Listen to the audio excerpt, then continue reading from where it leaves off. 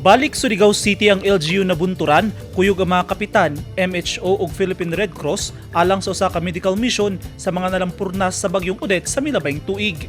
Nanghatag sab og relief goods gikan sa LGU Employees Union, 56 kasako sa bugas gikan sa liga ng mga barangay ug 200,000 pesos nga kantidad sa cash aid nga giaprubahan sa Nabunturan Disaster Risk Reduction and Management Council niadtong Enero 10, 2022 ang gidala sa grupo sa Surigao City aron ipang-apod-apod. Sa Barangay Luna, Surigao City, gihimo ang medical mission nga usa sa mga heavily affected barangay. Nang hinaot ang lokal nga gobyerno sa Nabunturan nga luwas ug malampuson ang grupo sa ilang medical ug relief operations sa naiskutang lugar.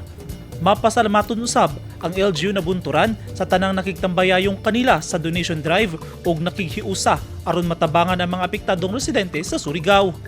Kahinumduman, usa ang lokal nga panggamahanan sa Nabunturan, Davao de Oro sa pinakaunang miadto sa Surigao human gilampurnas sa bagyong Odette ang dapit niadtong Disyembre 16, 2021 kung asa gidala sa MDRRMO ang mobile kitchen alang sa paghatag og hot meals sa mga apektadong residente tungod sa bagyo.